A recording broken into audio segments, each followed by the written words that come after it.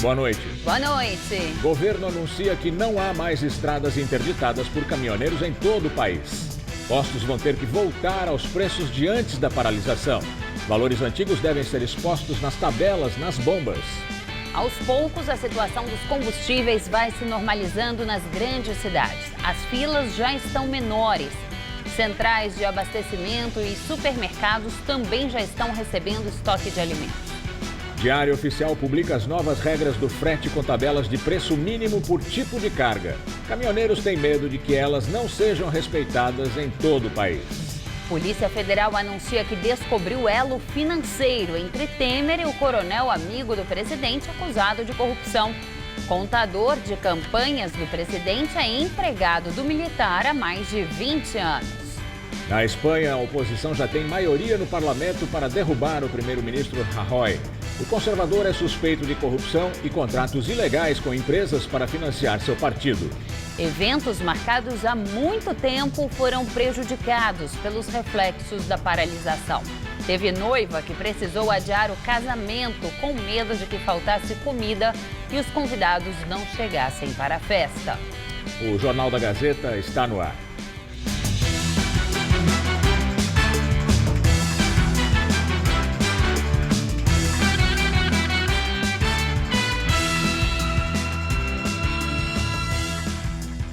Não há mais bloqueios nas rodovias, segundo o governo federal. Houve protestos em 5 estados, mas todos terminaram hoje de manhã. O Porto de Santos, no litoral paulista, é o único ponto onde caminhoneiros autônomos continuam protestando. Mesmo assim, desde ontem, quem quer seguir viagem consegue circular com escolta. 1.500 militares fazem parte dessa operação.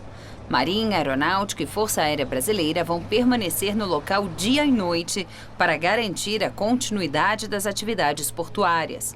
O governador de São Paulo, Márcio França, do PSB, esteve no Cais Santista ontem e ouviu reivindicações dos manifestantes, que pedem redução não só no diesel, mas na gasolina e no etanol, além do aumento da pontuação na Carteira Nacional de Habilitação, e não querem mais aumento de pedágios. Em Minas Gerais, assim como na maioria dos estados, a normalização dos serviços acontece aos poucos. Caminhões-tanque já circulam normalmente, mas o abastecimento nos postos ainda é lento. O motorista enfrenta longas filas para abastecer. No Distrito Federal, a situação é a mesma. Abastecimento gradual de combustíveis, alimentos e outros produtos. As filas em alguns postos são quilométricas e podem durar horas. Em Goiânia, mesmo com as estradas liberadas, ainda há muitos postos sem algum tipo de combustível e também os que permanecem fechados. A previsão de normalização é só no final de semana. Na Paraíba, Rio Grande do Norte e Pernambuco, o Exército Brasileiro comanda desde ontem a Operação Corredores Livres, feita em parceria com as Secretarias de Segurança Pública e Polícia Rodoviária Federal. A previsão é que ela continue até o dia 4 de junho para garantir que os bloqueios não voltem a acontecer. Aos poucos, a rodovia Regis Bittencourt também volta ao normal, mas alguns postos ainda não têm todos os tipos de combustível e o movimento na estrada está bem abaixo do comum para um feriado prolongado. A placa mostra os tipos de combustível desse posto que fica na rodovia Regis Bittencourt, na altura de Embu das Artes. Mas na bomba só chegou óleo diesel a R$ 3,98 o litro. O Francisco conseguiu encher o tanque e ir passar o feriado no sítio da família em Registro, interior do estado. Fiquei uma semana aguardando, né?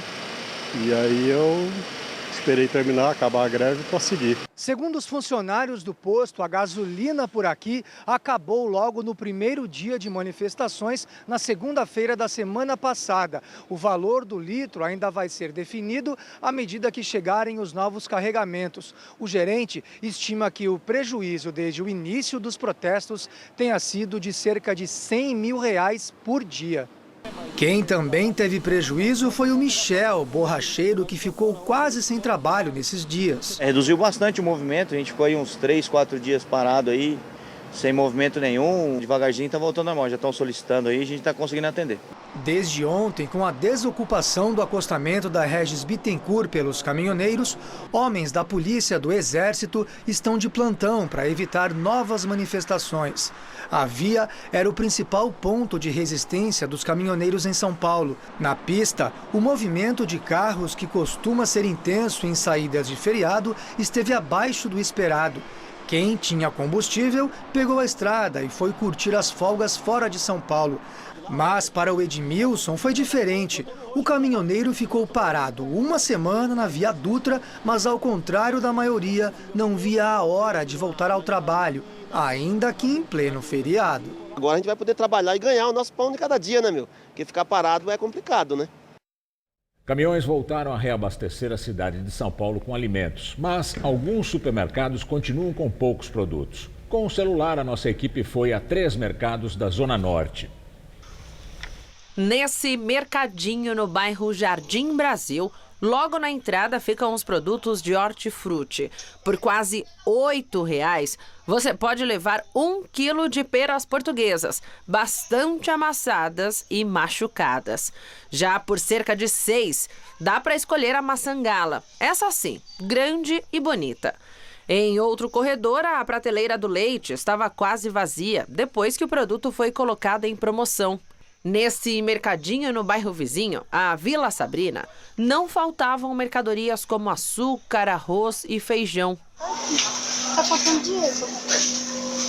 Na parte de feira, gôndolas cheias, bastante abastecidas de legumes, raízes, frutas.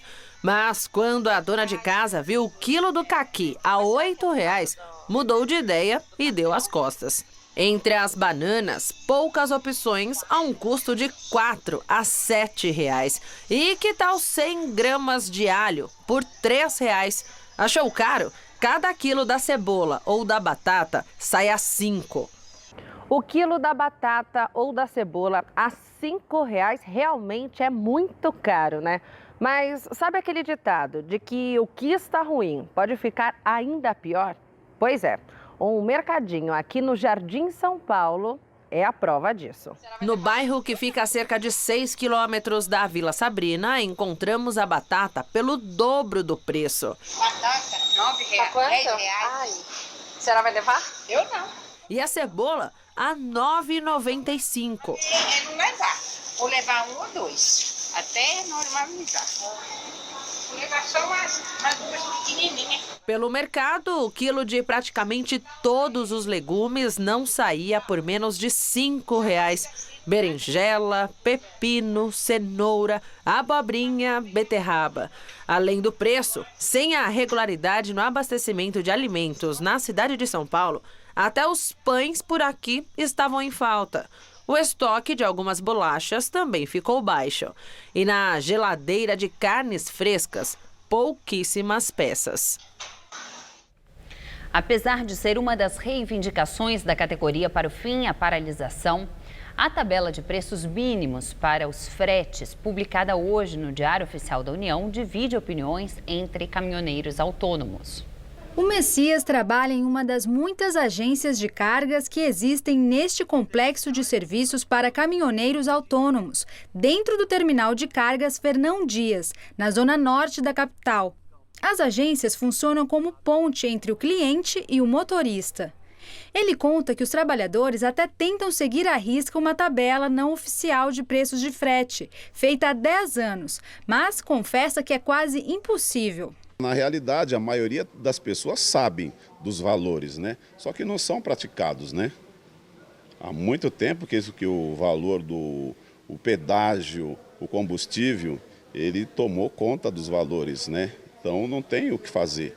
A tabela com preços mínimos de frete definida pela Agência Nacional de Transportes Terrestres, a ANTT, foi publicada hoje, em edição extra no Diário Oficial da União. Ela foi criada por medida provisória, uma das 3 MPs assinadas pelo presidente Michel Temer em resposta às reivindicações dos caminhoneiros. Pela manhã, nos arredores do terminal de cargas, os motoristas estavam ansiosos com a divulgação. Eu penso positivo que tem que mudar, porque não tem como ficar. Eu creio que uma nova tabela deve melhorar. E melhorando vai ser bom para todos, né? Para toda a classe, né? São 5 tabelas elaboradas conforme os quilômetros rodados pelos caminhões, o número de eixos carregados e os tipos de material transportado. Um para carga geral, outra para a granel, neogranel e também carga frigorificada e perigosa. Os números terão validade até o dia 20 de janeiro de 2019. A partir daí, deverão ser atualizadas e publicadas sempre em janeiro e julho, válidas para o semestre em que forem editadas. Com a publicação da tabela, todo o mercado de fretes terá que seguir os preços determinados. Mas a grande dúvida é se esses valores vão ser respeitados em todo o país, tanto na viagem de ida quanto na volta.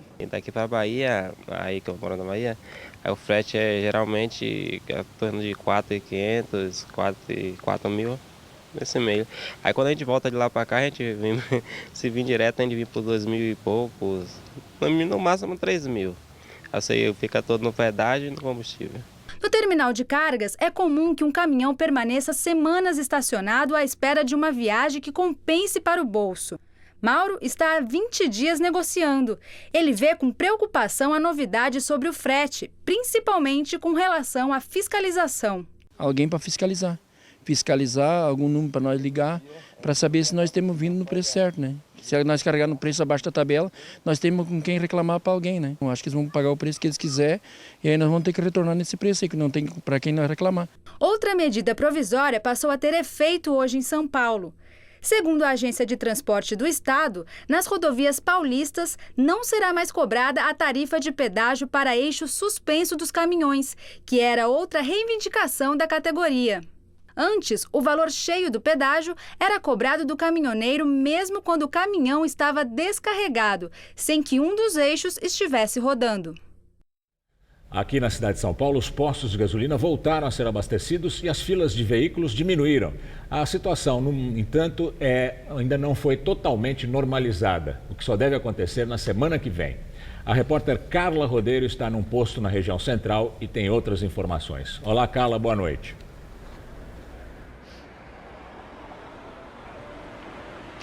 Olá, boa noite. Olha, este posto onde nós estamos, aqui na Avenida 9 de Julho, tem combustível, está movimentado, mas não há grandes filas, apenas uma espera de 2 ou 3 carros.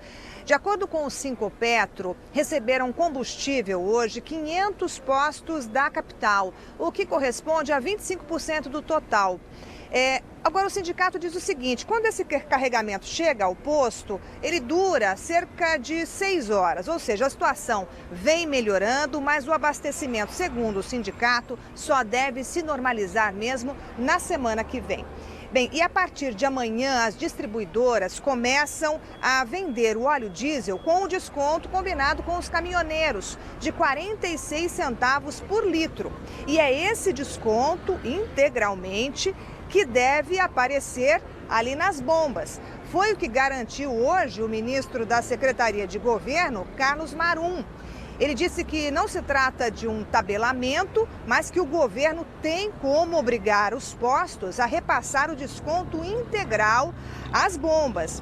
Bem, uma portaria do Ministério da Justiça vai regulamentar essa questão e haverá uma rede de fiscalização que vai incluir a Agência Nacional do Petróleo, também o Conselho de Defesa Econômica, o CAD, e ainda o Ministério Público e os PROCONs nos estados. Bem, a referência para o desconto deverá ser o preço que estava sendo praticado antes da greve, ou seja, no dia 21 de maio. Vai chegar ao caminhoneiro. Caminhoneiro, abasteceu 1 litro de diesel por R$ 3,46, por exemplo, obrigatoriamente, a partir do momento em que esse posto for abastecido com esse diesel que começa a sair da refinaria na sexta-feira, o preço terá que ser R$ 3,00. Terá que haver esse desconto. O Ministério da Justiça está ultimando a portaria que vai regulamentar tudo isso, inclusive as punições. Sem combustível, o uso de bicicletas aumentou muito aqui em São Paulo. Segundo a Secretaria de Mobilidade e Transportes, em uma semana, o número de viagens realizadas pelo sistema de bicicletas compartilhadas da Prefeitura cresceu 34%. Hoje é feriado e muita gente usou a bicicleta para passear, diferente dos outros dias da semana em que o paulistano pedalou também para cumprir os compromissos. Entre os dias 21 e 27 de maio, foram registradas 19.164 viagens, 4.895 a mais que entre o período de 14 e 20 deste mesmo mês.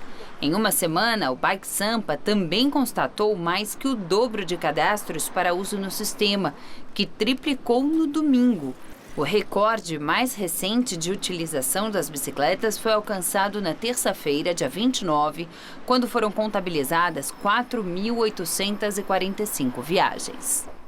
Com a crise de abastecimento, veículos movidos a combustíveis alternativos ganharam destaque.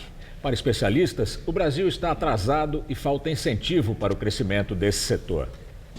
São apenas 200 trólebus para toda a capital paulista, mas nenhum ficou na garagem nestes dias sem combustível. São esses cabos que garantem a condução de energia elétrica para movimentar o veículo. São Paulo foi pioneira na instalação dos trólebus no final da década de 40, mas a política não continuou. No mundo todo, avançam as pesquisas sobre a energia elétrica como alternativa aos combustíveis fósseis para a indústria automotiva. China, Japão e Estados Unidos são os maiores mercados, principalmente de carros de passeio.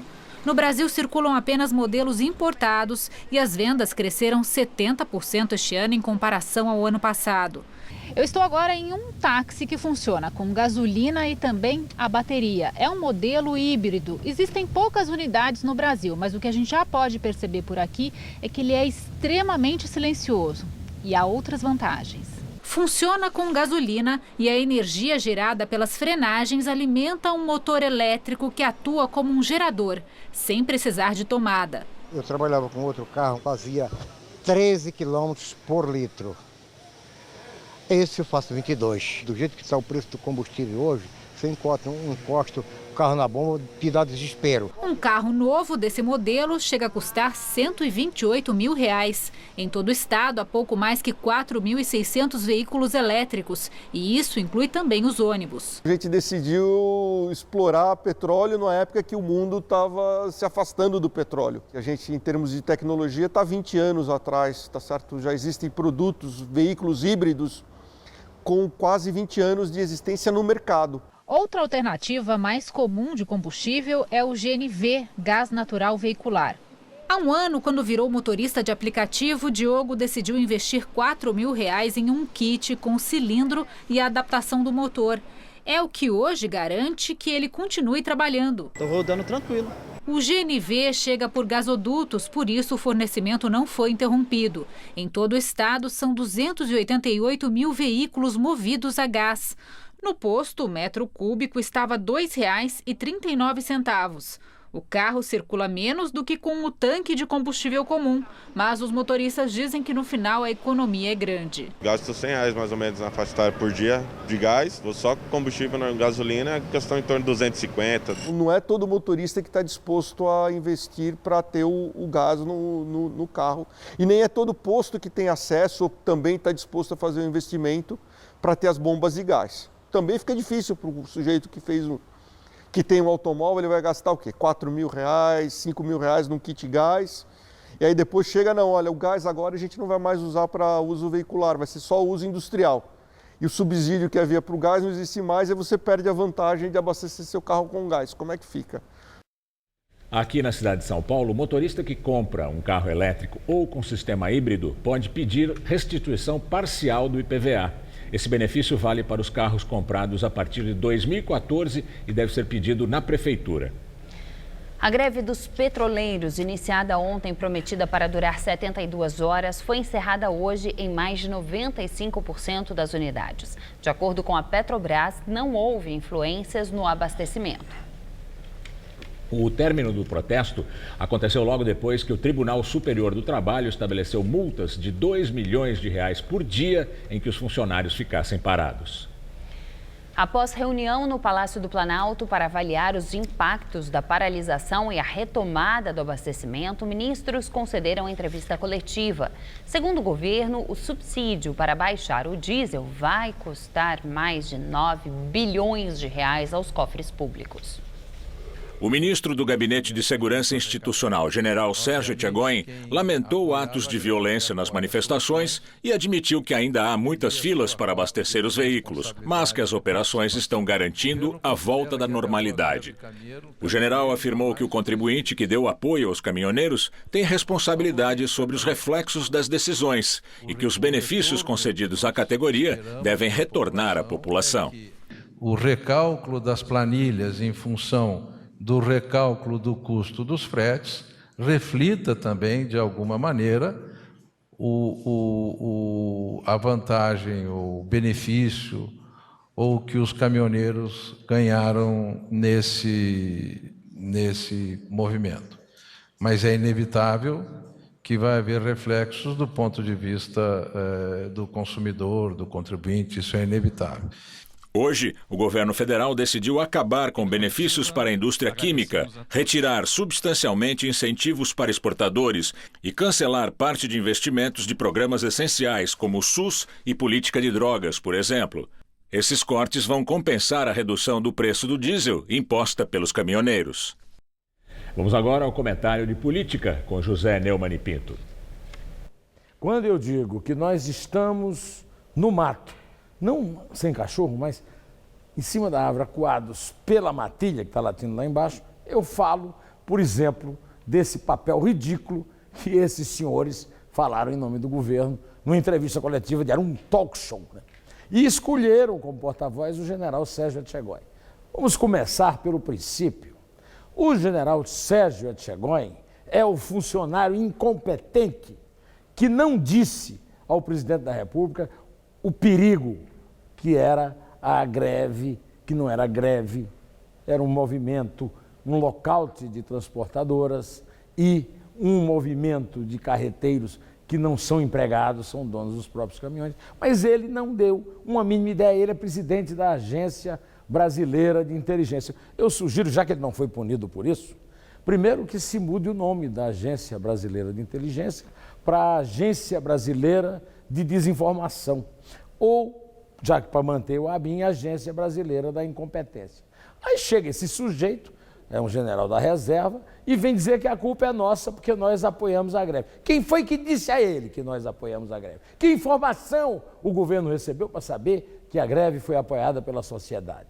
Depois o seguinte, a greve não era greve, era um movimento. O movimento teve um grande sucesso porque o Temer abriu as pernas e cedeu em tudo. Agora vai para a Igreja da Assembleia de Deus e diz que ele é um iluminado, porque Deus permitiu que ele viesse comemorar essa vitória espetacular que o Brasil teve numa igreja no dia do corpo de Cristo. Olha, eu não sei como irado Deus não jogou um raio em cima dele e o fulminou porque ele estava mentindo. Primeiro, que vitória! O Temer já tinha comemorado a sua derrota. Agora vai atribuir a vitória completa, total, de quem fez o movimento a ele. Ele perdeu, nós pagamos. E agora ele se diz iluminado porque Deus permitiu que ele comemorasse a nossa derrota na igreja. E essa derrota aconteceu, segundo o funcionário dele, que não podia mais ser diretor da ABIN, nem muito menos porta-voz do governo, é culpa nossa, mesmo de quem não apoiou a greve. Deus nos livre dessa gente, hoje e qualquer outro dia. Bom, eu volto terça-feira que vem direto ao assunto. Até! Durante a participação em um evento religioso na Catedral da Assembleia de Deus em Brasília, o presidente Michel Temer se disse iluminado por Deus e guiado pelo diálogo na resolução da crise dos caminhoneiros. Hoje, acho que eu fui chamado no dia de hoje, viu, Bispo Manuel Ferreira, iluminado por Deus, porque, na verdade, disseram, olha, vá lá no templo da Assembleia de Deus comemorar a pacificação do país. E agora que, graças a Deus, nós estamos encerrando essa greve dos caminhoneiros e, olhe, encerrando a greve dos caminhoneiros por meio de uma atitude minha, que muitas vezes tem sido criticada, que é o diálogo. Eu não uso a força e nem a autoridade. A força jamais. Mas mesmo a autoridade eu uso depois de empreender o diálogo. E o que nós fizemos nestes 8, 9 dias, em que houve esta paralisação quase total do país, nós usamos o diálogo, nós usamos a palavra. Nós conversamos muito, dialogamos, chamamos liderança, chamamos as mais variadas pessoas, eu e o governo todo. A Polícia Federal diz que já tem uma prova que liga o Coronel Lima, amigo íntimo de Temer, apontado como operador dele, e a empresa Rodrimar, suspeita de pagar propina ao presidente em troca da edição do Decreto dos Portos. O elo que a Polícia Federal diz ser a primeira prova financeira documentada envolve um novo personagem, o contador Almir Martins. Ele trabalha na Argeplan, empresa do Coronel João Batista Lima Filho, amigo de Temer, que já foi preso, suspeito de intermediar propina para o presidente. O contador Almir foi também quem assinou as contas de 4 campanhas eleitorais de Michel Temer, desde 1994. Agora, a Polícia Federal descobriu que o contador Almir Martins é o gerente administrador da empresa Eliland, filial brasileira de uma offshore com sede no Uruguai, que tem contrato com um único cliente, a Rodrimar, a concessionária do Porto de Santos, suspeita de pagar propina a Temer. Em depoimento, Almir contou que assumiu a Eliland no ano 2000, a pedido de um diretor da empresa do Coronel Lima. Não apontou o serviço que teria sido prestado, nem valores envolvidos, mas disse que recebeu pagamentos até 2010. Para a Polícia Federal, o contador, funcionário do Coronel Lima, seria um laranja dele. A Rodrimar é uma das empresas que atuam no Porto de Santos, beneficiadas pelo chamado Decreto dos Portos. A medida ampliou o prazo das concessões de 25 para 35 anos sem licitação.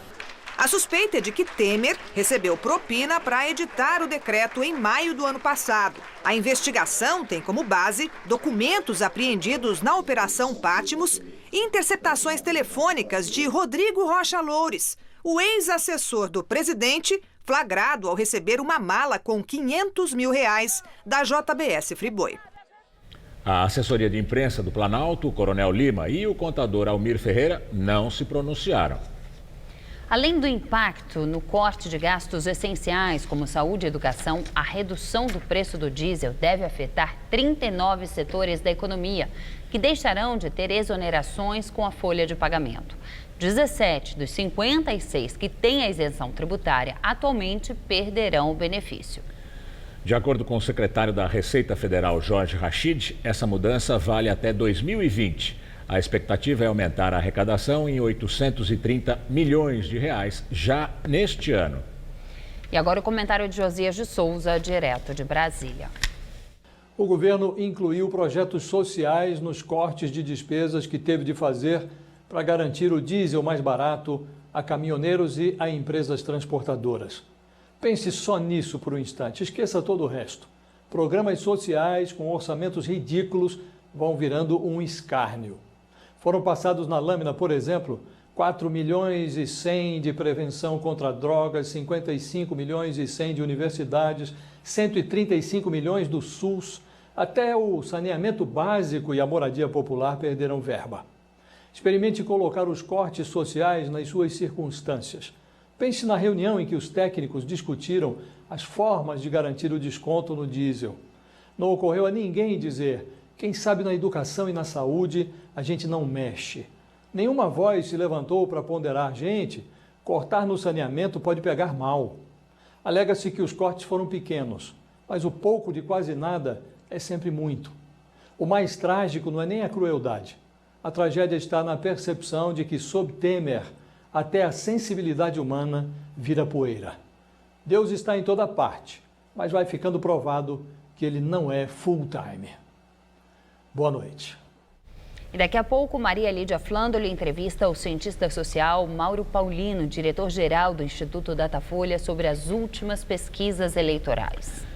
Um pedido de vista do desembargador Vitor Laus adiou a decisão do julgamento do ex-ministro José Dirceu no Tribunal Regional Federal da 4ª Região, em Porto Alegre. O petista responde por corrupção passiva e lavagem de dinheiro.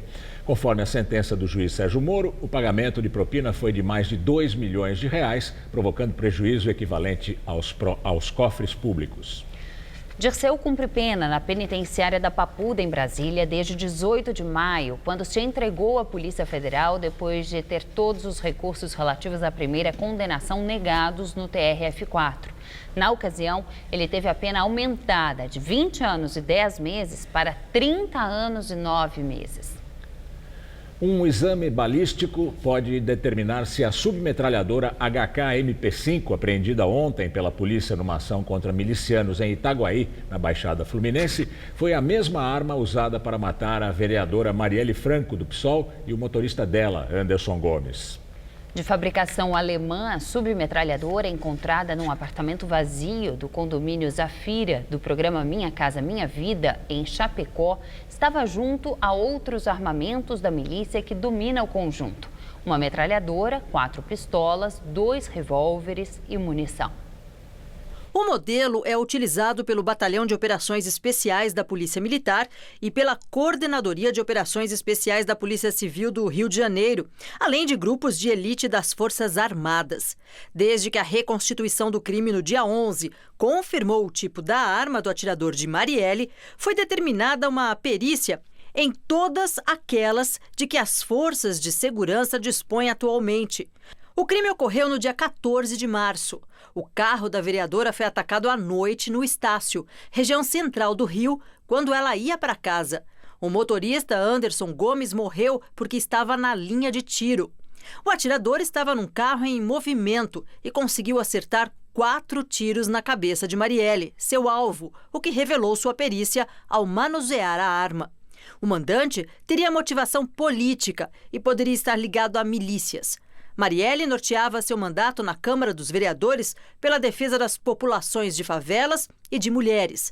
A apuração do caso Marielle está a cargo da Delegacia de Homicídios e os passos da investigação são mantidos sob sigilo. E voltamos a falar sobre os reflexos da paralisação dos caminhoneiros. Na capital paulista, os serviços básicos municipais também estão sendo normalizados lentamente. A repórter Carla Rodeiro tem as informações.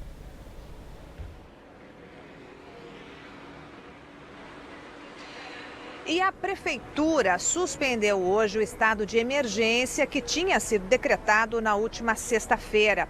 É que o abastecimento da frota de serviços essenciais está sendo normalizado. A Prefeitura também decretou ponto facultativo nas repartições públicas amanhã. Bem, hoje, feriado, a frota de ônibus circulou com 40% da capacidade. A previsão para amanhã é de 60%. A coleta de lixo opera normalmente. Já a coleta seletiva, que está suspensa, deve ser retomada na segunda-feira. E eu lembro que os caminhões com combustível estão autorizados a circular em qualquer horário para regularizar o abastecimento. E essa medida vale por 60 dias. O rodízio de veículos permanece suspenso amanhã. Com vocês no estúdio. Obrigada, Carla. O desabastecimento causado pela paralisação prejudicou eventos agendados há meses. Mesmo com muita organização, até casamentos acabaram sendo afetados. Foram meses de planejamento, mais de 10 fornecedores contratados. Mas a 2 dias do tão sonhado casamento, Letícia e Ricardo resolveram adiar a cerimônia e a festa, marcadas para esta quinta-feira. Alguns fornecedores começaram a falar pra gente que, putz, não tá chegando novos insumos aqui, o CEAGESP tá fechando, não tá tendo flor. Foi uma correria. Todos falavam, terça-feira de manhã a gente precisa de uma solução, se vai mudar de data ou não. Era mais ou menos meio-dia que a gente resolveu mudar tudo. A nova data, daqui 15 dias, encareceu alguns contratos. Passagens da família do Nordeste tiveram que ser remarcadas. Todos os convidados avisados. A manifestação dos caminhoneiros em estradas de todo o Brasil, a possibilidade de faltar combustível e até comida pesaram na decisão, mas todo mundo entendeu. Essa é a casa de eventos onde o Ricardo e a Letícia vão se casar nos próximos dias. O local fica próximo à Rodovia dos Imigrantes, em São Bernardo do Campo. O casamento deles não foi o único evento que teve a data alterada por causa da paralisação dos caminhoneiros. Um evento corporativo também foi modificado. Um dos sócios do local diz que em 15 anos de atividades nunca vivenciou uma situação semelhante. Uma pessoa que vai casar, ser afetada por isso, é um momento muito difícil de se administrar. A gente teve uma perda de receita a partir do momento que as pessoas não vêm visitar, diminui muito o número de visitação, consequentemente diminui o número de contratos fechados, então a gente teve uma perda de receita nesse período. Agora, com tudo resolvido, o casal voltou a curtir os detalhes da festa e da esperada lua de mel na República Dominicana. A única coisa que não pôde ser adiada e vai acontecer antes do casamento. Bom, então vocês passaram por esse estresse todo, agora vão descansar um pouco para casar bronzeados, é isso? Exatamente.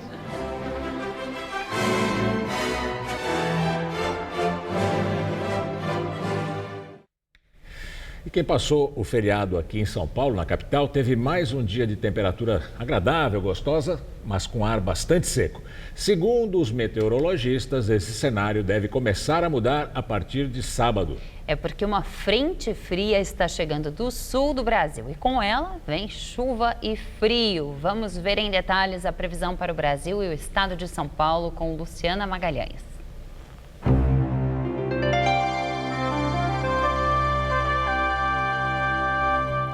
A frente fria que está na região sul avança lentamente para o interior do país. Amanhã chove em todos os estados do sul, com possibilidade de geada nos trechos de serra. Risco de chuva forte com queda de temperatura no Mato Grosso do Sul. O Nordeste terá pouca chuva amanhã, com pancadas fracas no Agreste e na Zona da Mata. E nessa grande área clara do mapa, o tempo continua firme. Vamos ver agora como será a sexta em algumas capitais.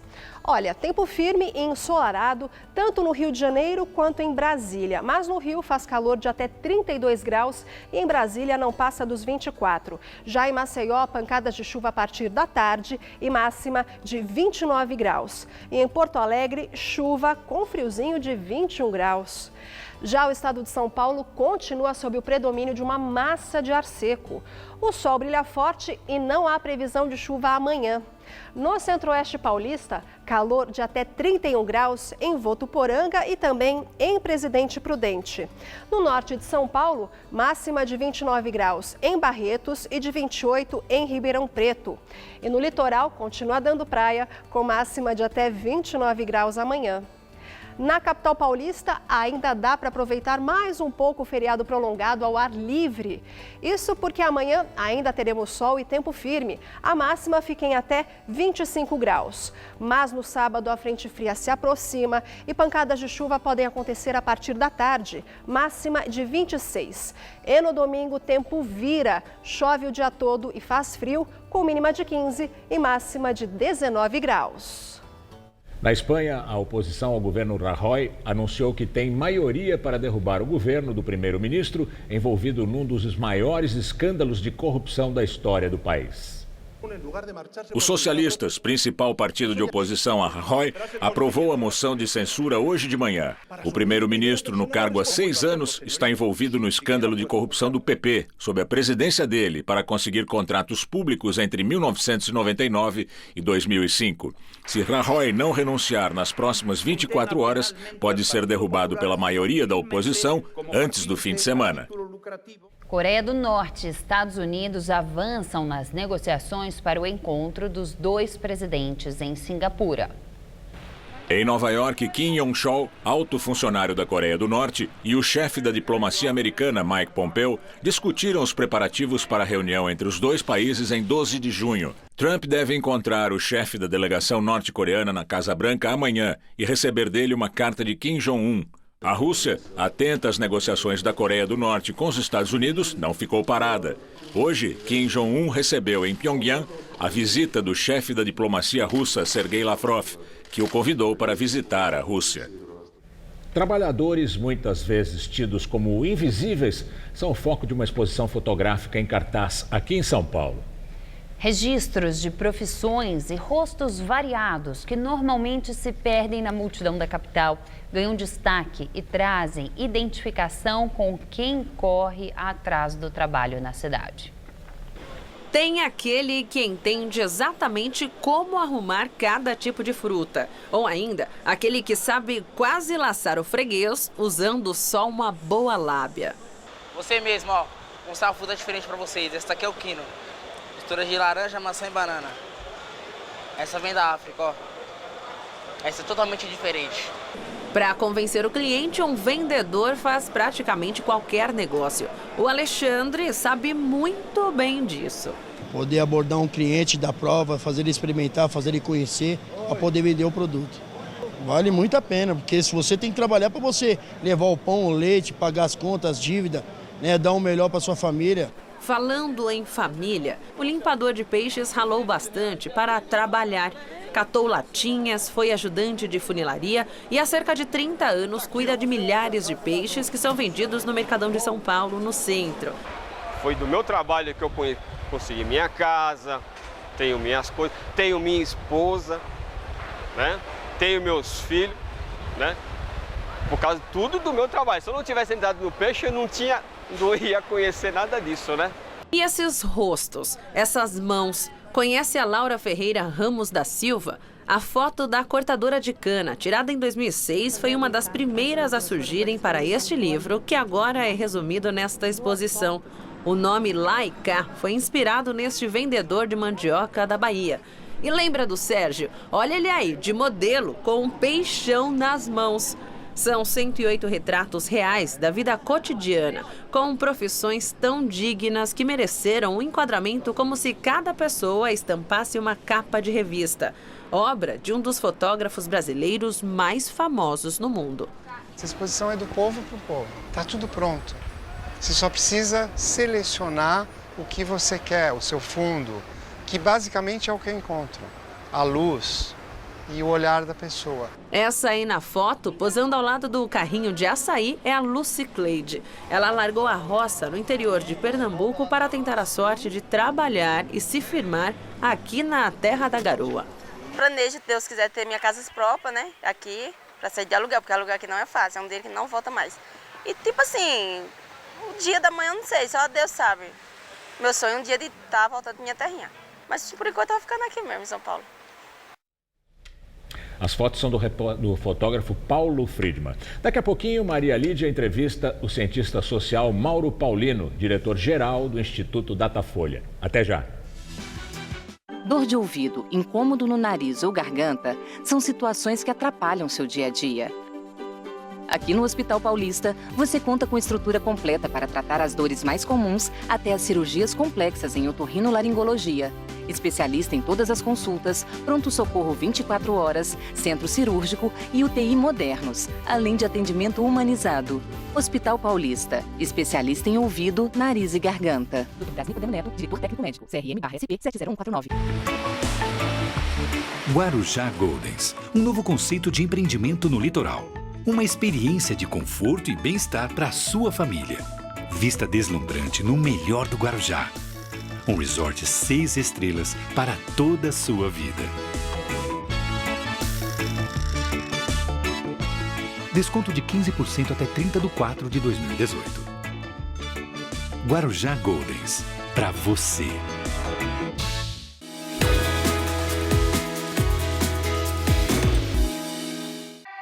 Tá a fim de escrever a sua própria história? Que tal dirigir a sua própria vida? Então corre pra cá, que a sua hora chegou. Bem-vindo ao Mundo Casper, o lugar certo para você pensar, criar e questionar. Na Casper, razão e emoção se unem para fazer diferente, fazer melhor. E você, aceita o desafio? Tem muita coisa nova te esperando por aqui. Faculdade Casper Líbero, paixão por comunicação. Nesta sexta, em Hora do Voto. O entrevistado do Hora do Voto é o pré-candidato ao governo do estado de São Paulo pelo PSDB, João Dória. Hora do Voto, nesta sexta, 11h30 da noite.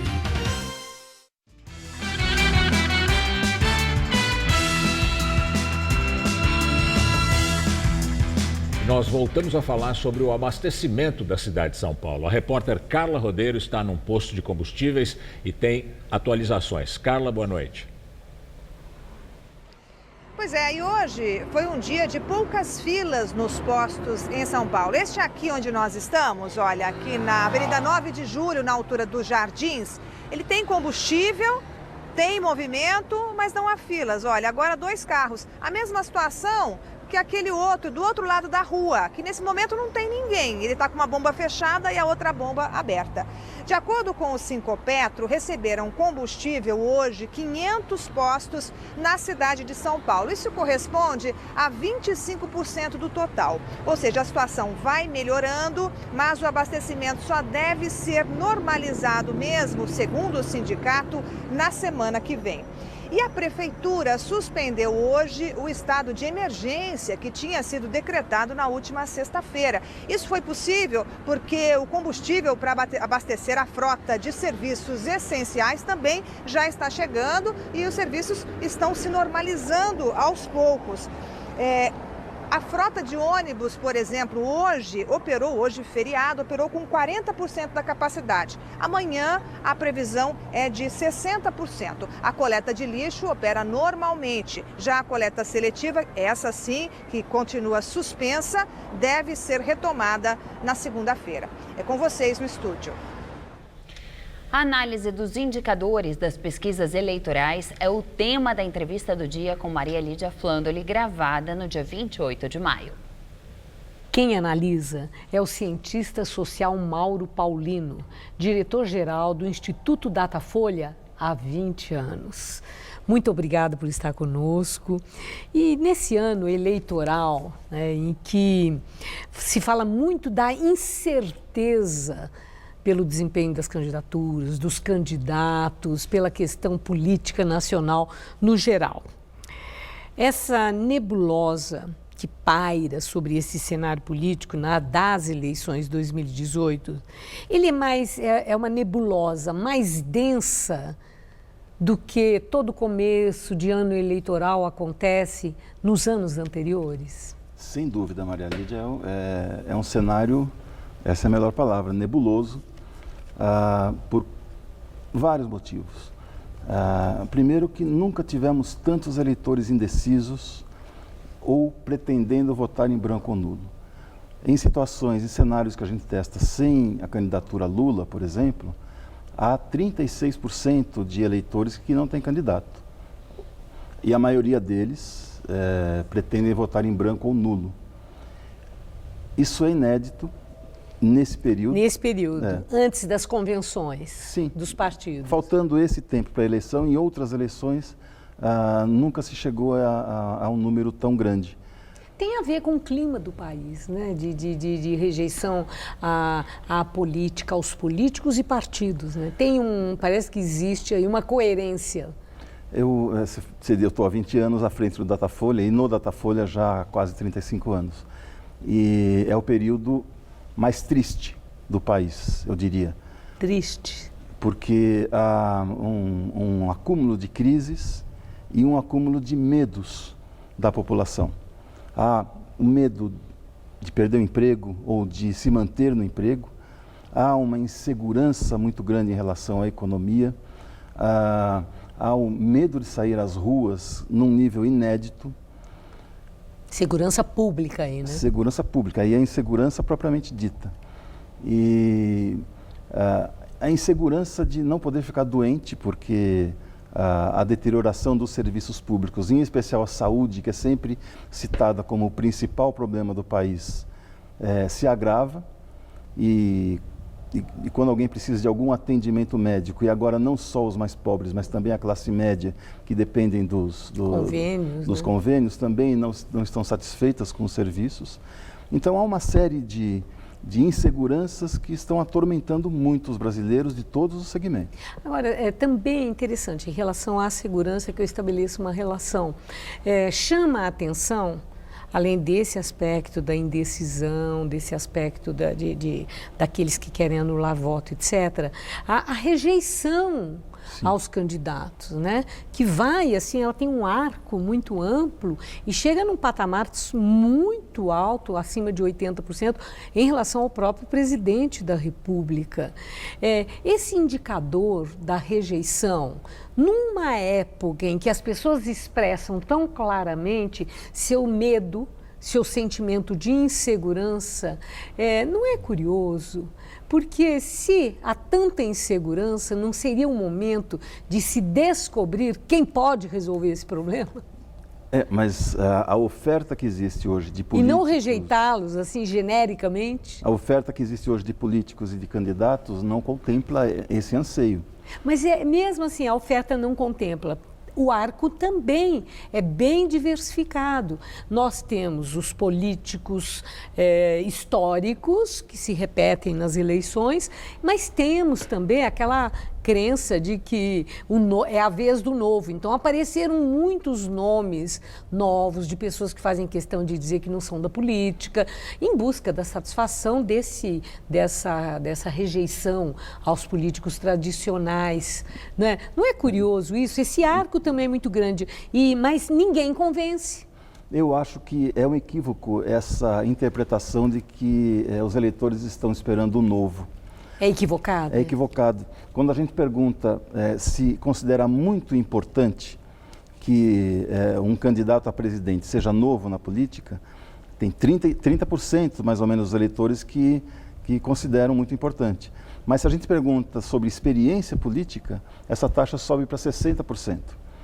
Então, o que os eleitores estão esperando são propostas factíveis e eles estão diante de um pano de fundo nessa eleição, que é a corrupção. Então, tudo que o eleitor pensa na definição do voto e tudo que o eleitor expressa de indignação tem como pano de fundo a corrupção. Então, quando o eleitor não consegue, por exemplo, um atendimento médico e chega à noite em casa frustrado porque só vai conseguir isso daqui a 2, 3 meses, relaciona diretamente ao noticiário que ele vai ver sobre corrupção. Se falta... Então é por isso. Se falta oxigênio, ele encontra a resposta ali. Oxigênio no hospital, é porque existe corrupção. Então tudo se volta contra os políticos e aumenta essa rejeição que já vem crescente, né, desde pelo menos junho de 2013. Bom, agora pontualmente, Mauro Paulino, você tem algumas circunstâncias que chamam a atenção. Geraldo Alckmin, que é um político com história política, com feitos. É uma pessoa que tem o que mostrar e com um perfil muito definido, muito claro do ponto de vista político. A candidatura dele não deslancha, como seria de se supor. Analistas políticos achavam que a essas alturas Alckmin deveria ter tido já um desempenho melhor. O que explica isso? Principalmente uma lembrança negativa do governo Fernando Henrique e um recall de uma campanha feita em 2006, em que Alckmin chegou ao segundo turno, mas num sprint final, e ainda obteve menos votos no segundo turno do que no primeiro turno. É o único candidato... Isso foi um espanto, né? Sim. Então, e também está relacionada a essa rejeição geral aos políticos, né? Agora, é muito difícil supor que uma candidatura do PSDB, com a estrutura que tem, com o tempo que tem na TV, vá ficar nesse patamar aí, próximo dos 5%. Isso é muito difícil de que aconteça. Agora, outro nome que chama muita atenção e que é bem polêmico é Bolsonaro. Eu vi uma declaração sua que os peixes para a rede do Bolsonaro já estão lá. Ele já pescou o que ele tinha chance de pescar. Entretanto, nós estamos vendo aí o Bolsonaro, essa greve dos caminhoneiros, né? Ele esteve ali, os seus representantes também muito presentes, apoiando e etc. Isso pode beneficiar e Bolsonaro conseguir mais peixes para a rede dele? Pode ser que sim, né? Não dá para responder isso sem uma nova pesquisa. Mas quando eu me referi ao aquário, eu me referi à internet. Bolsonaro trafega muito bem nesse ambiente. E não à toa ele tem 60% dos seus eleitores numa faixa etária abaixo de 34 anos e de classe média. São jovens de classe média, basicamente, que são aqueles que mais trafegam na internet. Praticamente a totalidade desses eleitores do Bolsonaro trafegam diariamente na internet. Então, por isso que nesse campo e com esse discurso, eu acho que ele já atingiu um teto. Ele teria que ampliar um pouco mais o discurso. Eu tenho uma última questão, que é sobre o Lula. Não podemos deixar de falar dele. Bom, ele é candidato à presidência, lançado pelo PT, está lá no entorno dos 30% da preferência de voto nas pesquisas que já saíram. Se Lula for considerado inelegível pelo Superior Tribunal Eleitoral, nós temos indicadores do destino que teriam esses votos que hoje são indicados, aparecem como preferencialmente para Lula? Nós testamos vários cenários, alguns com Lula e outros sem Lula. Nos cenários com Lula, o que salta aos olhos é o crescimento dos eleitores sem candidato. Então, a saída do Lula aumenta o contingente de eleitores que não se sentem representados. Mais gente indefinida, então? Mais gente indefinida. Vamos ter que esperar para ver. É uma eleição que promete muita emoção e muitas variantes. E a nebulosa é densa. Eu agradeço muito sua entrevista. Muito obrigada por seus esclarecimentos. Obrigado, boa noite. Maria Lídia. E amanhã, às 11h30 da noite, o programa Hora do Voto recebe o pré-candidato do PSDB ao governo de São Paulo, João Dória. O programa é ancorado por Maria Lídia Flandoli e tem a participação de Rodolfo Gamberini. Mais de 330 baleias mink foram mortas numa expedição japonesa à Antártida. Segundo o balanço oficial, 122 baleias estavam prenhes, o que, segundo ambientalistas, demonstra a crueldade da indústria pesqueira japonesa. O governo japonês justifica essas expedições anuais como sendo de caráter científico. O consumo de carne e óleo de baleia no Japão é tradicional. Boa noite, sim. O Jornal da Gazeta termina aqui. A edição de hoje pode ser vista no site do Jornal da Gazeta. Eu te espero daqui a pouco em nossa edição das 10. Uma ótima noite para você. Tchau, Gamberini. Boa noite e até amanhã.